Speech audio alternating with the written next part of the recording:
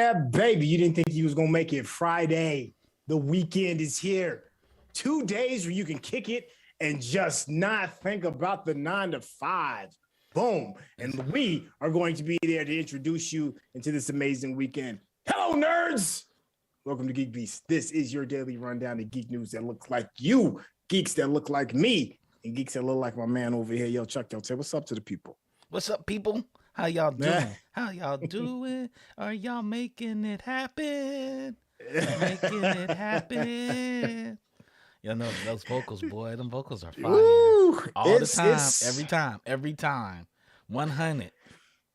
You should kill it with fire. Hey, listen, if you are new to the show, we cover the geek news beat. We share our opinions with you. As you can see, we are highly melanated, and so are our opinions regarding all of the geek stuff that's running up and down your social media feed, from Twitter to Facebook to Twitch to Instagram. Yo, we got you covered. I'm your host, Centel. Today is Friday. Friday's going to be a little bit different than how we normally use some of our other days. In case it's your first time as well, Friday is happy hour. We sit back, have a drink or two of some adult beverages. And, we just sit back and really just want to kick it and talk to you guys in the chat. Yo, Chuck, what's up? On, fam? Not much, man. Not much. Just had to check my phone really quick, the bat phone, to see what's up. This weekend's action packed for me. I got things to do, got business to handle. Okay. Well, what's the business of that glass first before we go into the business of your weekend? Glass? What's the business of your glass? I'm doing this like a white girl college student right now. I'm white clawing it. I'm white clawing it right now. Oh, whoa. Yeah, white clawing it. Listen, all right. Hey, listen, I haven't really partaken into White Claw, but I will say this. Sometimes there's a bit of a stigma that's associated with White Claw. There's a couple of funny memes. And I've been watching some of the NBA playoffs, and I saw a White Claw commercial. First time I've ever seen one. Didn't even know they even made commercials for it. And it's about a dude running into danger, running into the surf of a tidal wave that's about to hit or whatever it is. And I'm like, they really trying hard to shake that stigma of ladies only drink White Claw. It is a thing. But now I'm sitting there looking at you, and I'm like, they need to holler at my man Chuck, because he'll let you know that White Claw is for everybody. Yeah, it is. It's just a hard seltzer. It's just another hard seltzer. A little bit sweet. It's like Zima. It's like Zima with some flavor to it. Zima wasn't no seltzer. Zima was technically malt liquor. You know that, right? It was technically malt liquor, and just took the brown everybody out. Loved it. It was the college, high school drink in the 90s. Yeah, it sure was. Yeah, especially if you were in school between the years of 95 and 2000, you was drinking Zima. Yo, huge shout out to the chat over here telling us their drink list. Yo, my man Defunk, what's going on, fam? He said, I got a ginger ale suffering through this sinus congestion. Oh, yeah, allergies, my guy. Allergies. Sorry about that, man. I hope it's allergies and that you're not like sick. So I pray that you feel better, my days, you can't be too careful. You gotta ask people what you got, Yeah. You got that COVID, you got that vid, you got that full-on vid. You got that vid. Be talking on the phone with a mask on. You be like, damn. You got the vid. I promise you, it's my allergies. I can't come over because I gotta social distance from you. All of that. See, in case you don't know, I live in Colorado, Denver to be precise. So our seasons are delayed compared to everybody else's. Most people went through spring last month. We are just now going through spring. So it's been hell on everybody. Defunct said, still got my flavor buds. So not the Rona. Good. Paul, right. Yo, what's cracking, Paul? I'm good. Hell yeah. Mike's Hard was my drink of choice back then. Mike's Hard Lemonade was a little bit, it was post 2000 for me on Mike's, but I was on it too, though. I was on Mike's with it. Yo, my man Johnny Randolph in the chat. Happy Friday, Big Pippin. Cranberry Crown Royal. Yes, Cran Apple, not cranberry, Cran Apple. Crown Royal. That's a grown ass man's drink. Yo, let me know, is that on the rocks or you just drinking that straight? I hope you putting some rocks on that bad boy. It's Grand Apple Crown Royal. I'm just saying I love you, fam. I just want you to make it. You're so stupid. I'm sipping on just a regular old brew. From that green bottle. I ain't finna try and plug them. The green bottle that black folks like to drink from when it comes to beer. Oh man. So you took me back. I know I'm a little bit off topic, man. When you said Zima, my guy. Zima, man. Zima was this joint. Or better yet, people don't know.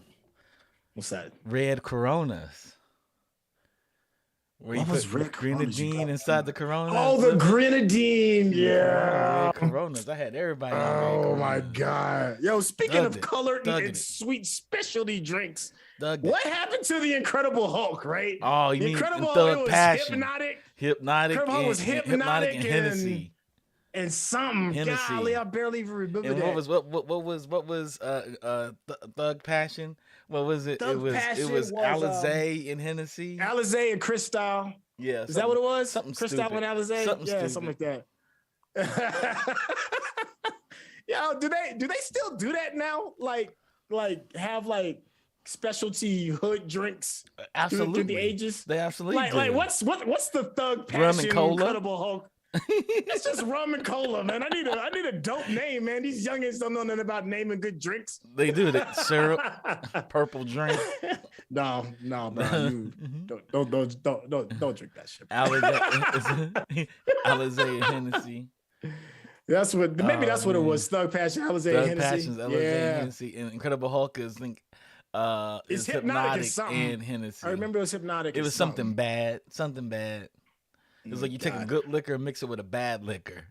I was watching so I've been watching Euphoria, right? I don't know if you've seen it. I have not. It's Zendaya's not swan song, but her coming out party, I guess per se, is like leaving the teeny bop world of acting and jumping full blown into being an adult, right? I think it came out in like 2019 or whatever.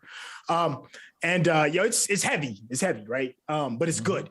But anyways, there's a party that these kids are going to, and to kind of like, it's like a frat party kind of thing, whatever it was. And these kids had to chug a whole big thing of Four Loko. That was the last like crazy drink of the ages that I remember. Four Loko. Have you ever had Four Loko? Well, yeah, man. I tried to buy I bought cases of it when they took it off the shelves. Like, I'm gonna go get Four Loko. Went down the street to the Mexican mom and pop shop. They still had it on the shelves. Hell yeah. Oh, I remember drinking. I think I brought it over to your house. Before they had to change. Yeah, did I bring it to your house? Yeah. No, you brought it to me, and then you brought it to me before they changed the formula. Yeah, we had like the original, the ones that was causing kids to have like heart attacks. I remember, and I'm sitting there watching these kids as I'm watching Euphoria. Kill you. And I was like, damn, they chugging Four Loko. Oh, it's nasty. Kids, why would you do that to yourself? Kids. All the things we did when we were younger and we didn't even have cameras. Thank God we didn't have cameras. Thank God we didn't have cameras. Trouble. It's so funny listening to our generation talking about these kids do anything in front of the cameras. Like, they've had cameras their whole entire lives. Their whole lives. You're right. You know? You're right. They act just like us. I don't believe they get on camera and did this. I'm looking at people like, are you serious? We would have been all over camera. We would have been all kinds of things. We do come around with a snooty face and be like, these dumb kids, how can they do that? But I know me. I know that version of myself everything. When I was 20. Man, I remember having a party at the Swiss Hotel. I can't even talk about that party. It was like the hangover. Yeah, fam. It was like the hangover party. We get it. Yeah. Hey, listen, all right, so I'm gonna change gears real quick just to kind of like maybe fuel the conversation a little bit. There was a tragedy in the geek world, one that I just found out actually, and that is Neil Adams, comic book artist. He was a comic book artist for a lot of the Batman comics, and apparently he was a champion for artists as well because he fought for creators' rights. Well, this legendary man in the medium has passed away at 80. So you hate to see creatives die because it feels like my moms used to always tell me that like when an old person dies, it's like a library's been burned down, right? Oh wow, that's a great saying. And I feel that way when you have like really big, massive creative spaces, people that are in these creative spaces and they pass away, because unless they've had somebody under them that exact type of art form is never going to be the same again. You know, it's never going to be recreated. So if he's such a pillar to the community, I've heard his name from time to time, but I did see it all over my feed, and people are, you know, really in their feelings about it, and you know, naturally show, especially in this day and age where geekdom and comic books and sci-fi and tabletop gaming and all that is at the forefront. It's just good to see like people get their roses. Unfortunately, wish he got his roses after the fact. Were you a fan of his work? Yeah, man. Yeah, it's kind of sad. You know, Batman's not my boy. That's more Johnny Randolph's things, but Neil Adams is a dope artist. Really nice dude too. Had a pleasure meeting him in Comic-Con and Artist Alley. That's dope. I tell everybody, if you go to Comic-Con, spend as much time as you can at the Artist Alley. And those are the creators of everything you love. Don't get caught up in the Fox booth and the Warner Brothers booth. They're big, the Marvel booth. Don't get caught up in all that. Spend time in two places, the Artist Alley, and buy from these artists, because these artists aren't making a whole lot of money, but they're making everything that we love. And go spend some time in the shops, in your mom and pop shops that's paid top dollar to be at Comic-Con. It's kind of messed up how they do Comic-Con, but if you ever, because they put all the big stuff in the middle of the floor and everything that makes everything great about this industry on the fringes. It's really sad. You know what? I fell victim to that, and it wasn't until I went to a Comic-Con with you actually when I bumped into you at the con. And I'm in the middle, right? And where all the fanfare and all the crazy stuff is going down, because it's a spectacle, right? And I remember where you told me to meet you at, and it was off into the fringes, off into Comic Alley, and I would go in there just kind of thumb through stuff, man. But you were really chopping it up with a bunch of people, man. I got especially in the manga world and the overseas market. And you introduced me to some really cool people, man, and you gave me a whole brand new appreciation. So thank you for that, fam. I appreciate it. No problems. I mean, those are my people. I go there just to see my friends. People like, I go there to see these artists. They're not artists to me. They're friends. They're people that I know when their babies are being born, and when they have something new, independent project, I'm there to usually support it. You know, because I know these people are great creators, and they get caught up in the machine of making stuff for like DC and Marvel, but their side projects are like wonderful stories that nobody's picking up. You know, and as artists, they don't want to give their stories to a machine, because the machine's going to sterilize it to make it to appeal to the masses of people. Right. No, that's very true. It's very true. I've been sharing it nonstop, man. Because I bought the Milestone anthology, and I know I keep bringing it up over and over again. And it's just there's something about it, man. Like the polish isn't as polished as it could be as compared to other books. Some of the stories kind of can go from a different space and may not congeal as smoothly as some of the more modern day comics. Keep in mind that, in case you don't know, Milestone was a Black-owned comic company, and they had their own run for a while, and it was sponsored by DC Comics. But what I say that I love about it, and I've shared this with you, and I've shared it with Johnny Randolph as well, is that it's our story. It's our stories. It's told from our perspective, and the characters are speaking and talking in a way that I get and I connect with. You know, it's not perfect, but then again, what book is perfect, right? Yeah. But there's something to it where you just really like connect with that. And if there's an artist that, like you said, and I'm just want to just like, you know, hit the nail on the head a little bit more. If there's an artist that you really enjoy and you get a chance to meet them, you should really do that, because then you'll even understand where they're coming from even more so in the art. Let me go back and finish this thing regarding Neil Adams. So during his Batman run, Adams and writers Dennis O'Neil brought a revolutionary change to the hero and the comics, delivering realism, kineticism, and a sense of menace to the storytelling in the wake of the campy Adam West starring 60s ABC series and years of the hero being aimed at kiddie readers. If you've ever looked at like the super old, like the Detective Comics version of Batman and stuff, it has a different tone as far as like how the superheroes go. He created new villains for the Rogues Gallery, the Man-Bat and Ra's al Ghul as well, as Ra's al Ghul's daughter Talia as well, who became a part of the Batman lore and was Batman's lover as well. Yeah, and baby mama. Yeah. So yeah, she's literally his baby mama. Yeah. So yeah, so if you're looking at the dark, grittier, grimier version of Batman, the one that's a little bit more hardcore, this legend is a key person who helped change that version of Batman that you're loving today. Like if you loved the Batman, then Neil Adams had a strong influence as to why that story is being told that way. He's dope. He's dope. Yeah. He kind of started the run to the Dark Knight. Mm-hmm. Because Batman was this campy detective. You know, how they did Adam West was wrong. How they made Batman for kids television. You think it was wrong? I don't think it was wrong. I mean, it's a sign of the times. It was a sign of the times. Kinda, yeah. You know, that was the era of H&R Puff and stuff. And for people that don't know what H&R Puffin stuff is, look it up. That's your homework assignment. Look up HR Puffin stuff. Yes, that was on television, and it's for kids. But yeah, it's one of those things where I was sad to see him pass, but he lived a full life. If he would have passed at 30, I'd been more hurt. But he has a lovely age of 80. I hope he got his due, and people gave him his flowers way before he left. Yeah, that part. Yeah. That part. Yeah. I think I have some Neil Adams artwork in here somewhere. I may have some. I'm almost 100% certain in my boxes I've got some. But it's one of those things that you don't. I hate when somebody passes and I didn't appreciate it to its fullest in the space when the person was alive. Yeah. And then when the person passes, and then you're like, oh, okay, I know who this person is. And then when you start really digging in deep, you're like, damn, I missed some stuff. Yeah. You know, so I kind of feel like that on this one a little bit too. It's kind of like in your neighborhood, you see a shop, and all of a sudden that building's demolished, and you're like, what was there? I can't remember what was there. What was there? Something was there.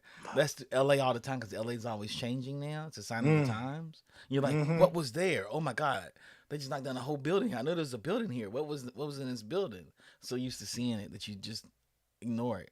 Speaking of independence, Brian Lee O'Malley's graphic novel Seconds. For y'all don't know who Brian Lee O'Malley was, he's the creator of one of the greatest inspirations to a movie, Scott Pilgrim versus the World. Cool, that's a good movie. Yeah. So I remember when he brought the manga into Tokyo Pop, he literally walked it in, and I was the champion of it. And they were like, nah, he's not going to give us the rights to it. Because they were like, you know, we're Tokyo Pop. We'll do we do 3 books for you. If you do well, we'll give you another 3 books, but we own it. And he was like, nah, son, I'm not doing that. So he went to Oni Press. Well, he also has another book called Seconds, which is really, really, really, really good. It's on Random House Ballantine Books in print. Okay. And if you ever go to Comic-Con, he's always there. He's really cool guy. He's always at his table. He's signing every book as you buy it from him. Huh. Okay. You know. No, I have not. I've never even heard of Seconds actually. Yeah. Until you just brought that. I did know about Scott Pilgrim. It's kind of Seconds I didn't know about. Yeah, Seconds is about Katie Clay who receives powers to fix her past mistakes via writing them down in a notebook and eating a mushroom and falling asleep. And when she wakes up, she can fix her mistakes. Yeah. You know how we all want to fix our problems by eating mushrooms. Write them down and eat mushrooms. Kill a shroom and keep it moving. Yeah, well, fortunately, you don't have to read anymore. Blake Lively is actually making her film directorial debut with this graphic novel. So she's like, Blake Lively's like, you know what? I'm not going to do one of these Cinderella movies or every type of movie she's associated with. And she's going on the edge and doing this for Brian Lee O'Malley, which is exciting. So hopefully, that is dope. Hopefully she has some good tutelage from a really strong director like Ron Howard or something. Because that's what you would need on this. And she knocks it out the box. It is her jumping into something else. And I like Blake Lively. I'm a Blake Lively fan. Hey, yo, you know, just make hot-ish and I'll show up. Yeah, that's it, right? That's my only requirement. Make it dope and I'll show up. Yeah. Make something all right, good for her. But yeah, I think he even won the Eisner for this. I think he even won the Eisner for Seconds. Huh. Let me check. Y'all don't know what the Eisner is? Eisner is a Doug Wright Award and Joe Shuster Awards. Those are big awards for in the comic book world and in the literature world. Oh, I got hiccups. But yeah, he also did a comic book called Lost at Sea, which is amazing too. And these are just books about people's stories, and they're all like hyper surrealistic, and so Mm-hmm. he's dope. Brian O'Malley's dope, and his last name's O'Malley, and he's Asian. Now that I did not know. Bradley O'Malley's Asian. Yeah, he told me. He went to me. I said, I heard Brian's here. He goes, I'm Brian. I said, oh, you're Brian. He said, I know I'm Asian. I was like, no, it's totally cool with me. I'm fine with that. I mean, I just want to shake your hand. He said, why? I said, I was at Tokyo Pop when you walked your book in the first couple of chapters, and I was championing it, and I think it is a work of art. Okay. All right. Well, I mean, that was before the movie. And the movie came out, and I'm like, yeah. Yeah, I called that. Yeah, I called that. Well, I mean, he's dropped a good manga, a good movie, and the video game people love as well, as far as Scott Pilgrim is concerned. Big huge shout out to the chat. The Funk said Edgar Wright also wrote the scripts for this second film adaptation. Oh, so nice. you'll be getting, a hint of Edgar Wright in there. Ooh. And the Funk Bro Back said, that's a director I know you trust. Man, he kind of hurt me with Night in Soho. I don't know how I feel about that. I didn't see the very end because the passenger next to me was talking to me. But it wasn't good enough that I couldn't talk to the passenger that was next to me. Now, that's the one where she flashes back, right? Like, yeah, she flashes back. Yeah. Yeah, it's like it's kind of like seconds. It's kind of like seconds, but it's dark. It was like he wanted to do like a noir dark thing. And it was like, I don't know. It was missing. It felt like it was missing Edgar Wright's personality. Well, it was what it is? Edited. Like, it had all the key points that it was like somebody mimicking Edgar Wright. It was I felt like he kind of checked out on his own movie because he wrote that too. And so I was like, oh, Edgar, I hold no sacred cows. I kill a cow in a minute. I'd be like Jay-Z's greatest rapper alive, and then talk trash about the last 3 albums because yeah. Well, listen, I mean, if you're gonna be in the creative space and in the art, your art is to be judged. If you're sending it out to the masses, people be like, you shouldn't judge people's art. No, you can judge people's art. That's fine. It's just not for me. It's for somebody, but not for me. Perfect example. One of my favorite actresses, one of my favorite Black actresses. No, one of my favorite actresses, period, is Viola Davis, right? I love her. She's legendary. She shows up she's the type of actress that shows up and Denzel be like, I don't know if I'm ready to do this scene with you. Yeah. Like she come with it, right? Yeah. She will embarrass you if you don't. Absolutely. She has embarrassed Denzel. Yeah. I mean, she's embarrassed a lot of folks. She's embarrassed a lot of people. Oh, bro, if Viola gets to crying and that drool line come out and the snot bubble forms, she winning an award. You can guarantee that. Yeah. It's happy. Yeah. She's that real. Dope. Right. But like you said, she had a miss of misses this past week because she's doing a rendition of Michelle Obama that is comical at best. It's horrible looking. She's doing this weird. I know it. I thought that was fake. That's real. No, she was real. They put out these clips. It's tragically bad. It's horrible. But she's an artist. And artists, not everything that an artist is on drop is going to be. Oh, that hurts my soul. It's not going to be, the Sistine Chapel. Artists are going to miss. It's going to happen. Jordan missed a whole lot of game-winning shots, a whole lot. Jordan has missed more game-winning shots than he's made. So you gotta be able to acknowledge it for what it is and be like, no, that's bad. It's bad, but I trust you in your vessel, in your art, and I know you're gonna do better. Yeah. You're gonna do better work. Oh, so I feel that way. It's probably gonna be like that with Edgar Wright. He missed on that one, but I promise you, he ain't gonna keep missing. Nope. Yeah. Nope. Yeah, man. I felt Viola. I was like, good Lord, that was like that. It's terrible. Oh, that hurts my soul a little bit. It does. Because I saw it. I was like, oh, somebody just superimposed their face on Michelle Obama and said this should be a thing. Oh. Nah, man. She was for real with that. She was really trying to sell us on that. Yo, and Twitter let her have it. But, they're supposed to. Yeah. Because I promise you, when the Geekish Network reaches super, super upper echelons, we're going to have misses. and social media is gonna be like, yo, the Geeks Network file. Y'all miss, swing and a miss. And we're gonna be ready for it. But you can't be good unless you miss. That's the thing. You miss, yeah. You can't be good unless you take the shot. You can't get better unless you take the shot. Yeah. So I agree with you. I totally agree with you. Is. Oh man, that hurts. Oh man, that hurt me, man. Yeah. That hurt me. It hurt everybody. I saw it and I was like, that ain't even real. I'm not gonna entertain this BS. Yeah, it's that bad, right? It's like it doesn't even look right. It doesn't even look right. Yeah. You're like, yo, they tripping. She ain't really trying to. That ain't her. She ain't out here. She ain't out here like this for real. She ain't doing this. She ain't doing this. She know better. She know better to be this person. Nope. Yeah, but she was big though. She was big. She did defend herself, and she did say she was like, not everything is gonna be, award winning. She did say that. And then she also told people, it is what it is. Did she nail the Michelle Obama? You know what it is? This is what it is.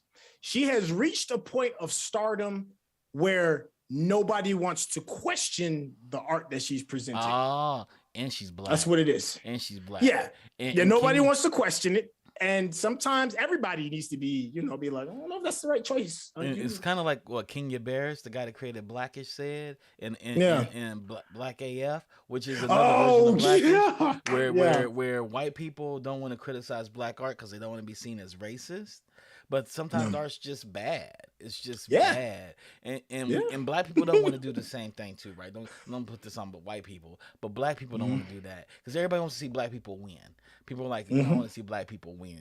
They get their teeth kicked in every day. And I just want to see them win. So them able to get into an arena where there's very few of them, I'm not going to criticize them. No, some people need criticizing. Some people need criticizing. And that's how we grow. Right? That's what I'm saying. It's how we grow. Because we're not great at everything, right? Because we created hip hop doesn't make us great. Because we created all the popular music in America and we crush it in 3 sports. Well, about 10 sports. We crush it in like 10 sports. Don't mean we're great. There's a lot of art endeavors that we're just getting our feet soaked in for the first time. We have to find that rhythm, There's like gonna be misses. John Singleton's never made anything bad. I'm like, what? I can name about 4 or 5 things he made bad. The greatest thing he probably made, the way I hear it, is Snowfall. I haven't seen it. The reason I haven't seen it because I've been burnt on so many of his other projects. Snowfall is good though. That's what I hear. No, but that's the reason there is nobody that doesn't have. If you are great, you got misses. You got misses. Yeah, you have misses. One does not exist without the other. Yeah, that's what I'm saying. One does not exist without the other. Yeah, and if you love your artist, you should tell them when. Yeah, when they off, like they're gonna be okay. They still got a check from it, and hopefully they learn from it. So Edgar Wright, you're gonna be all right. Viola Davis, you're gonna be all right. Yeah, and we still love you, and we still gonna follow you. So it's just what it is. It is what it is. It is what it is. Hey, so all right. Have you seen any of the Fantastic Four movies? Well, the 2. There's only 2. Only really 2 of them. Speaking of people that have misses, Tim Story. I love Tim Story.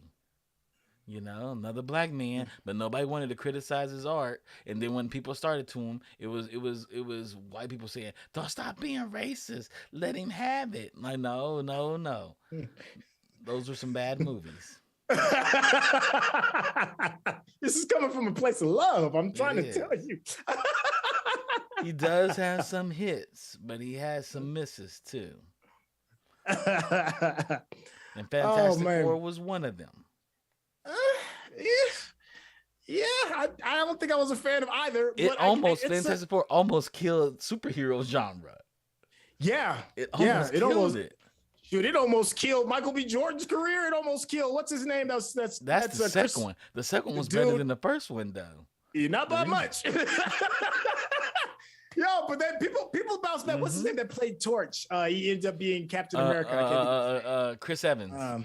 Chris Evans, yeah. People forget that Chris Evans was in a Fantastic Four movie. Yeah. People forget that Michael B. Jordan was in a Fantastic Four movie. And it just went. Because they Men in Black flashed us.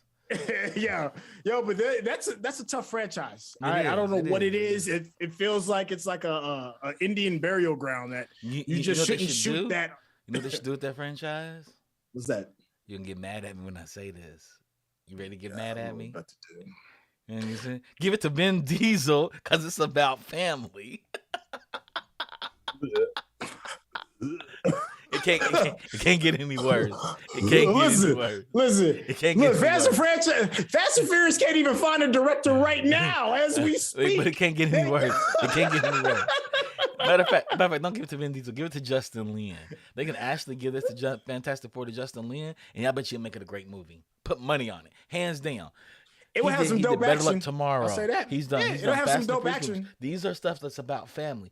Fantastic Four is about family, and Justin Lin has some of the best action sequences in cinematic history. You mean you're not wrong on any of that? Yo, I mean, matter of fact, I can't Marvel, say a reason you to hear say me no. talking. Hire Justin Lin to do your Fantastic Four movies. Well, he's available. He's available. He just quit his last job at Universal. He's available. Snatch him up, Disney. Snatch him up. Snatch up Justin Lin. Well, to come kind of like full circle while we're talking about Fantastic Four, and just like Justin Lin, Marvel's Fantastic Four movie has just lost its director. So Deadline has reported that John Watts has amicably walked away from the upcoming Fantastic Four movie out of a very understandable desire to take a well-deserved break from making superhero movies. I'm not really. That sounds like a decent reason. Yeah, I mean, you know, these tasks, these superhero movies are extremely daunting tasks. Like they are. You talking about 12, 16-hour days. Yeah. You know, got stunt work to do. Day to day work. Yeah. You know, there's a lot of people that go into people don't understand where a standard film will have maybe 1,000 people work on it. Where you get a superhero movie, you got like 5,000 to 10,000 people work on it. Yeah. It is exponentially higher because you have to pay visual effects studios from around the world in different time zones to work on scenes and sometimes coordinate those scenes together. Like you're responsible for explosions and you're responsible for all the aliens in the scene, and then somebody's in the middle trying to coordinate and pull that together and make it look real. And then you have costuming that's really large, and you have then don't have a director saying, "Hey, I'm going to shoot this like it's on real film." God forbid the lighting department. The lighting department is just not for physical lighting; it's for actual virtual lighting as well. And you're just talking about. And you're talking about just production days. Like there's pre-production. There's pre-production. There's months before that. Then there's the actual days of production, and there's post. And then once you're done with regular shooting and post, then you have to be available for the marketing campaign and all of that. So it's a whole thing. Like so, and especially in a time where mental health is definitely being pushed as a priority regarding people's work life. I get it. I totally understand. Like when you look at the actors, right? The actors are hyperly stressed out on superhero films. They're on set for like 6 weeks, 6 to 8 weeks if it's that long, traveling. So imagine for the person that has to live with that in pre-production, production, and post-production. Yeah, that's a lot. And their whole career hangs on it. You know, Tom Holland doesn't fail and will never have a job again if somebody carved up a horrible Spider-Man movie. They'll look at the writers. They'll say he tried to pull it off. It was a bad movie. Guess what? You'll have Uncharted 2. Yeah. But even Tom Holland. Remember as soon as was it No Way Home came. Finish, he was like, I just want to chill with Zendaya and just kind of like kick it. And this is work. This is hard. Big huge shout out to the chat as well. Defunk said, I'll co-sign the Justin recommendation. He also has experience with that whole space family thing with Star Trek. Yes, that is very true because he did Star Trek Beyond, and I enjoyed it.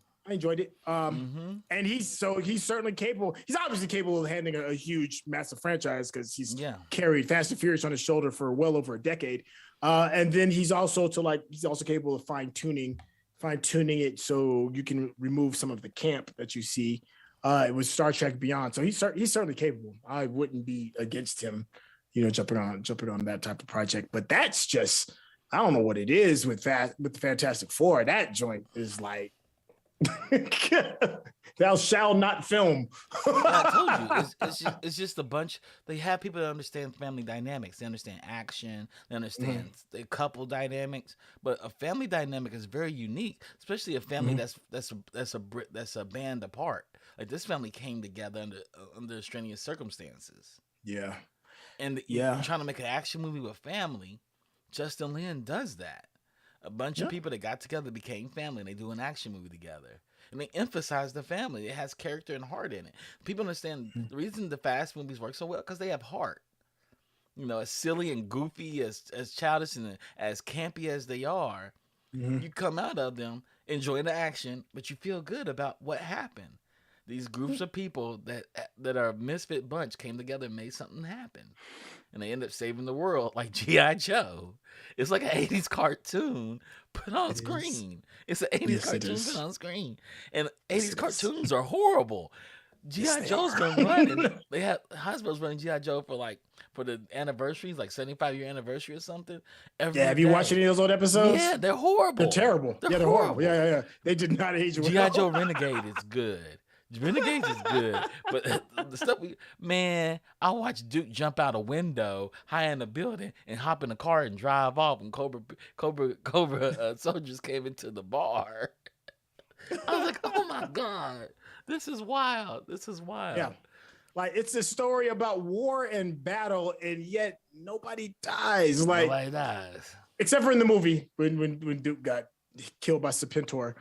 Dating myself, but if you watch the old 80s version, of G.I. Joe, it's lasers going everywhere, nobody's getting hit, and people always eject when their plane gets hit. So it's like it really did make war look like it was a ton of fun.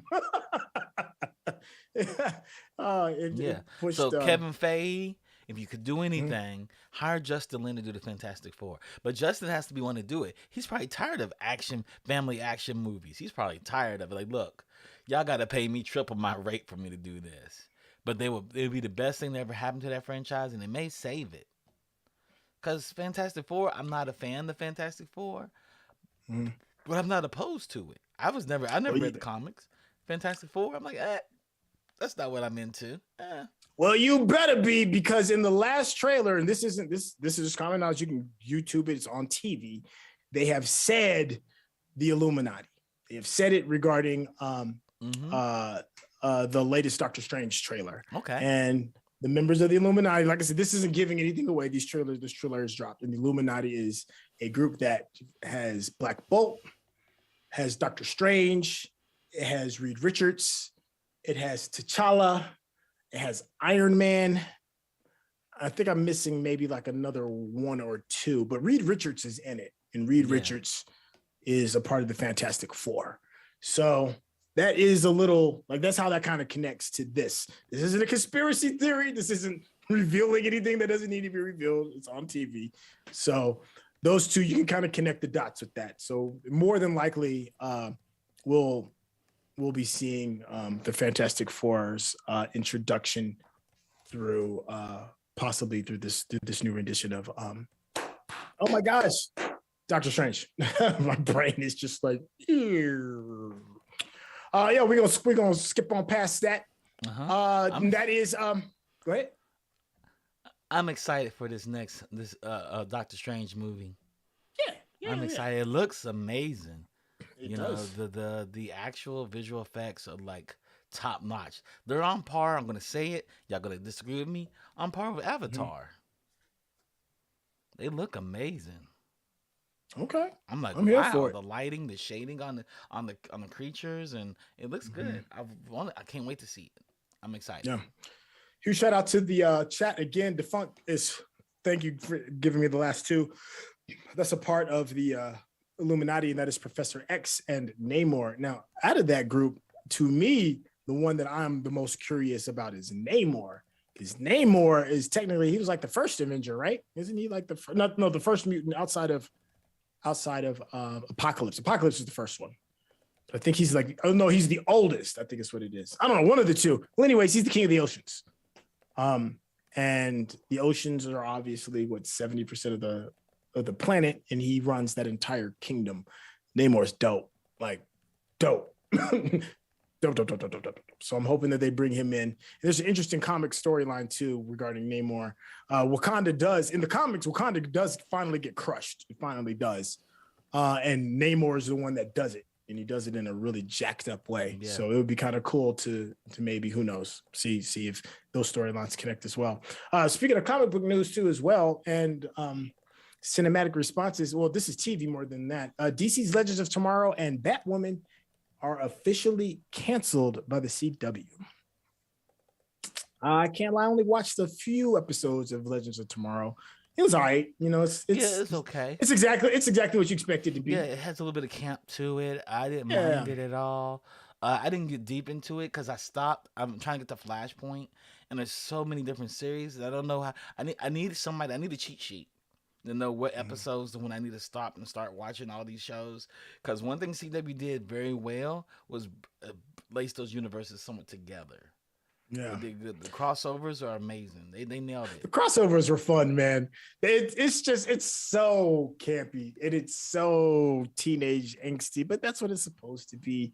It was fun. I guess it'll be a pretty big loss. It'll be as big of a loss as Arrow was when it left. Batwoman just seemed to just struggle from the word go. Was it Batgirl, Batwoman? Yeah. Everything from casting changes to all kinds of stuff. It just had a really bad startup. But c'est la vie. It's a CW. Go ahead and keep it moving. See what the next thing is that they're going to bring in here. Here's something that's kind of funny and interesting. It was off of comic book news and more into tech. Microsoft is adding a free built-in VPN to its Edge browser. I know you're probably two words. You're probably maybe scratching your head if you're not, in the know. Is what's a VPN, and the other one is what's Edge, because nobody uses Edge. Do you use Edge?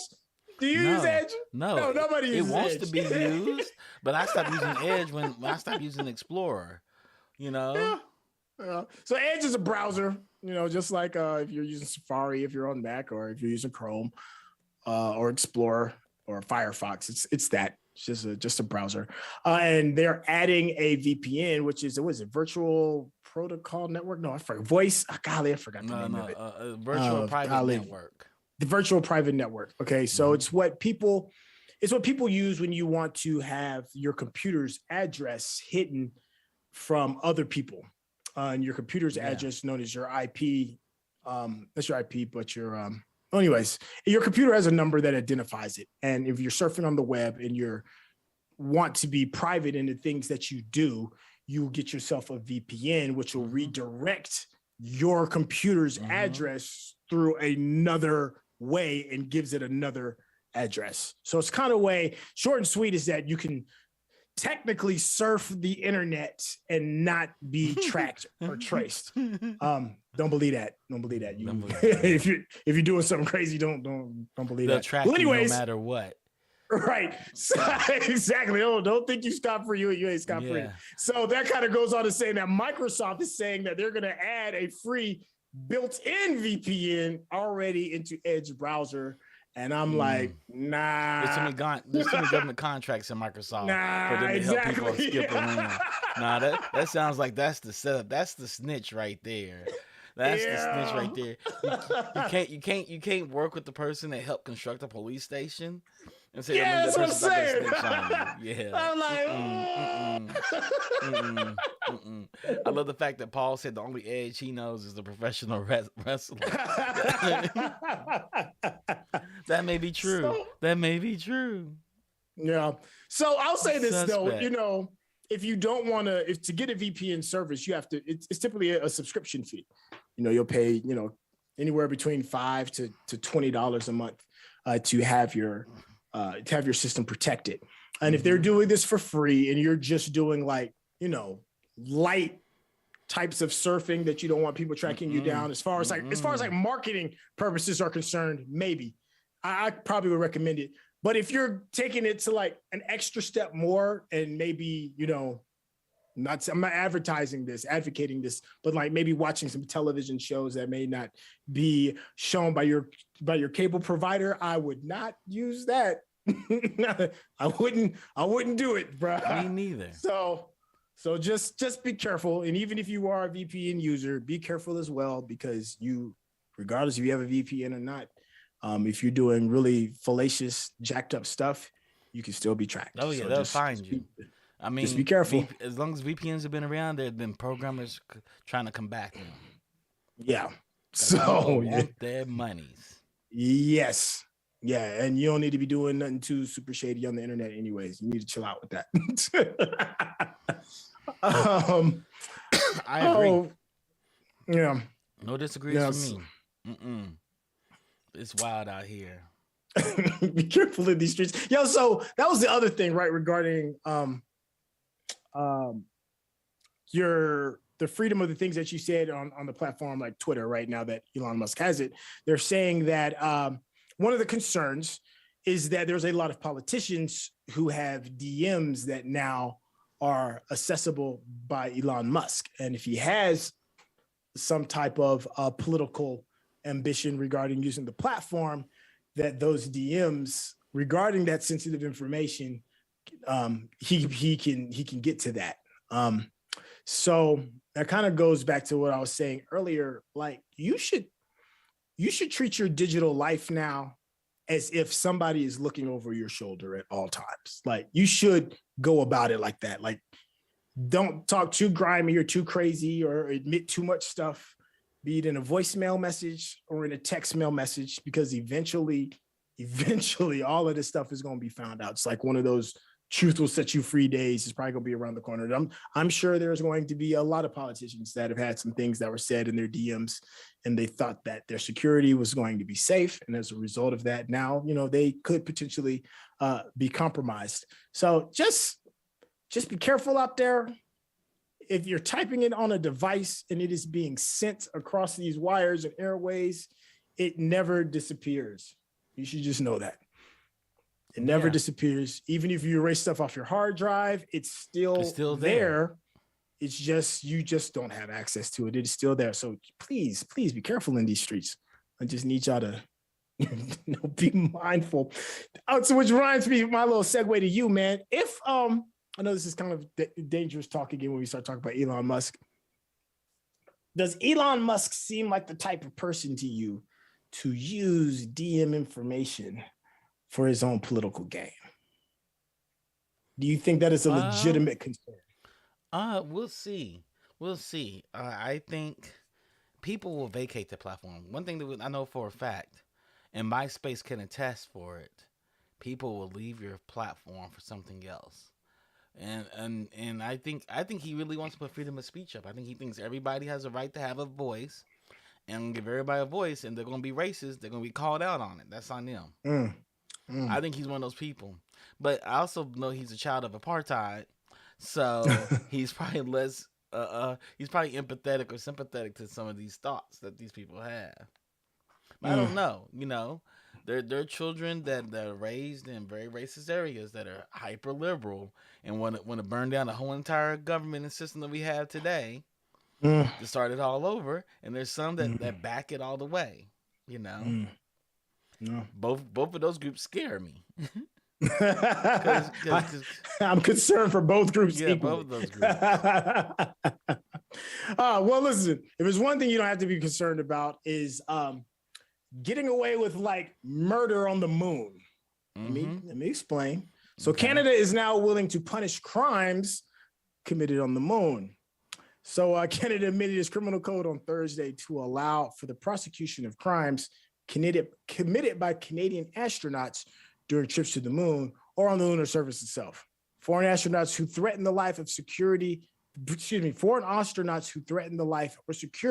of a Canadian astronaut can also be punished by Canadian law. So Canada's criminal code has already included crimes committed by its astronauts aboard the International Space Station as punishable by law. I feel like this is like foreshadowing before something even crazier happens in the movie. Yeah. So we're just getting ahead. It's like before, nothing to be worried about, but just in case this does go down. You're trying to bury a body on the moon, we will try you for that. Yeah, I think that's fair to say. I wonder how many there are dead bodies on the moon. We don't know, right? I mean, it would doesn't surprise me. I mean, they're making this law for a reason. Yeah. See, that's the thing. There's the thing right there. Like, nobody just puts a random stop sign on the street. There's a reason why you put a stop sign there, because it's probably an accident. Something has probably happened. If they put slow down this particular reason and this thing, there's probably a reason. No, laws just aren't created out of just the ether. So exactly, what's been going on up there? Like that part. That part. Exactly. Yo, what is going on? What is going on? Exactly. Yeah, have you seen Apple TV has a show called For All Mankind, and it's a fictional tale about what does the space race look like if the Russians landed on the moon first, and it starts kind of like from there, and it gets crazy. Like some wild stuff happens on the moon, and it's so fantastical, but it's well done. But it's so fantastical, it doesn't seem like it seems otherworldly, right? But now I'm looking at this and I'm staring at this headline, and they're like, just so you know, don't be cheating on your taxes when you're on the moon. Don't be kidnapping while you're on the moon. Yeah. don't be littering. I see those things happen. On the moon. Right? You see those. Right. You see, laws don't need to exist if there's no incident of its need. Right. Yeah, there's not a law for me to be like, there's no releasing balloons in this area or you'll get a $50,000 fine. Something must have happened in order for there to be a law to need not release balloons. That part. Or something. You see what I'm saying? That part. You see what I'm saying? It's that. It's just, you just don't make a law for that. Don't just make a law. Bruh, there's so much stuff we just don't know. That part. There's too much stuff we don't know. Wow. You know what it was? Somebody did some crazy ish up there. Mm-hmm. They came back, they kept it on the low, and somebody got away with it. That's what I'm guessing. Absolutely. I don't know what happened up there. I don't know what happened. Absolutely. Something happened and somebody got away with it. And somebody was like, there needs to be a law so that this doesn't happen again. Yeah, absolutely. That's what I said. How many bodies are up on the moon? Because y'all should think about that. Like, why are we even talking about this? Why are we talking about this? Exactly. Who made this law? Man. Why is this a thing?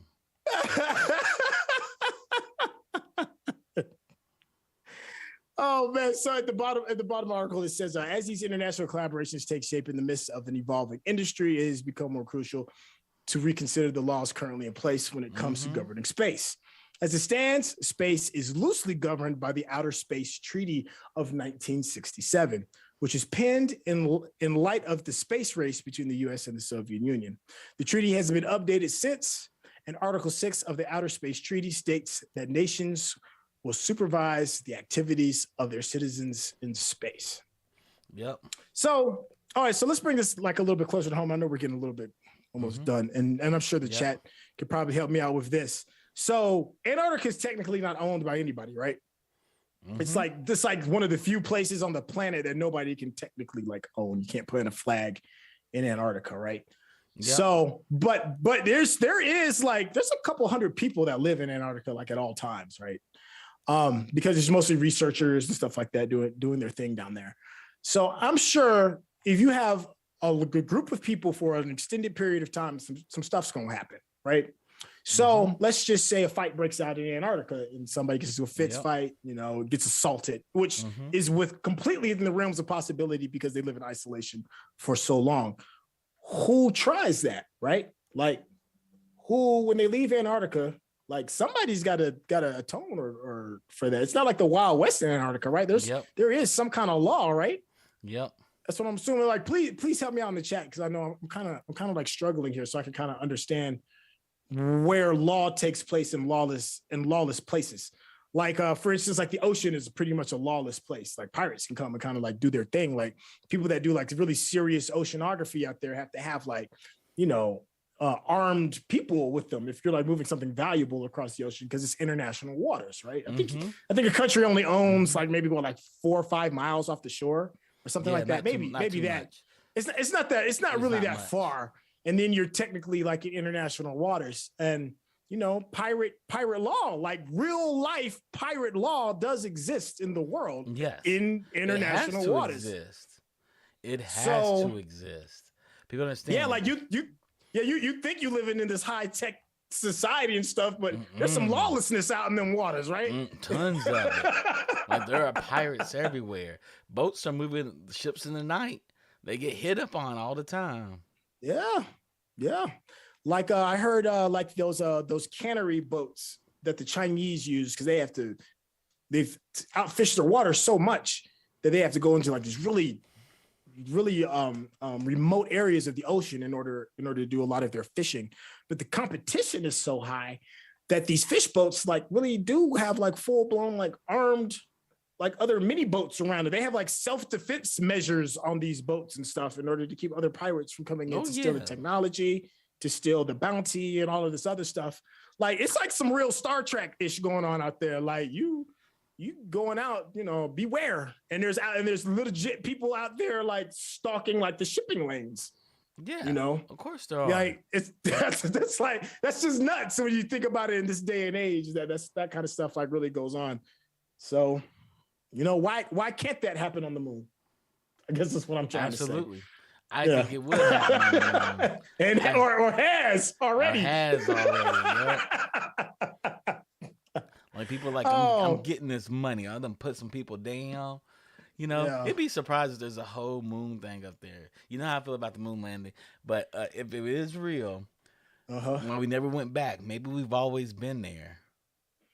That's probably a more realistic thing. Like I would probably bet on the fact that there's already something established. Yeah, on the moon. And has been established for a very long time. Yep. And too many people kept getting away with hot stuff. Folks, it's like, yo, you're gonna come off that rover, homie. Yep. I ain't gonna tell you the Sea of Tranquility is ours. They're throwing up moon signs. That part. Oh, that's all I'm saying. Yo, big, huge shout out to the folk for finding that news source, because that was random and fun to talk about. Yo, it's 9:32, my guy. It is 9:32. What time to close it out, man? So I guess we'll go ahead and close out this segment of the news show today. Yo, thank you so much for tuning in. Chuck, man, you've been on it, man, this week. You've been doing some heavy lifting, everything from production to hosting to doing everything. I'm just trying to learn, man. You a G with it. A big huge shout out to Roddy as well, because when you're on, it really helps. And of course, Digital Click. Mm-hmm. You see all this, we look good, we sound good, we give you a good show. Digital Click provides that for us, and they help you out with your marketing. We use them. You should too. Of course, if you're watching this on YouTube, go ahead and hit that subscription button and thumbs up on all the visual platforms like Facebook and YouTube as well, / the Geekest Network. We're still on Twitch as well, / Geekest Network. We got projects that are going to be coming out relatively soon. Everything from charity streams, cooking streams, game streams, Dungeons and Dragons, all kinds of stuff. I mean, it's a plethora of dopeness that's coming around the way. You can also check us out on podcasts as well. All of the major ones were there. Give us those thumbs up, leave comments. It all does wonders for the algorithm. And I used to say this all the time, and I stopped saying it as much, but it still holds true. Excuse me. If you're a fan of the show, spread the love. Please, hit us up on your socials and everything. It is really much appreciated. Let me just thank you in advance for doing that. Let's see. We got Tech Nubians this weekend coming up on Saturday. Monday we got Pod Squadron coming up. Of course, Wednesdays is Binge Worthy, one of my all-time favorite shows. I'm very, very biased towards Binge Worthy. It's just tons of fun. And then of course you have us Monday through Friday on GeekBeast. Hey man, anything else you want to say to the beautiful people? No, thank you for tuning in this week, and we hope you come and enjoy the shows on the weekend, and we'll see you Monday evening. Yeah, man. Yo, these moon streets is watching. Watch your back. Watch your backs, right? Because there's bodies on the moon. There's bodies out here, fam. That's what we do. Yeah. Catch this moon work. Peace out, everyone. 6 shots made a moonwalk. 6 shots made a moonwalk. 6 shots. Dang, that's a bar. That's a bar. His 6 shots made him moonwalk. Dang. Oh, yo, we out of here, yo. Boys. Son. yours. I'm gonna send it to Pusha T. I'm gonna get paid off that one. Peace out, everyone.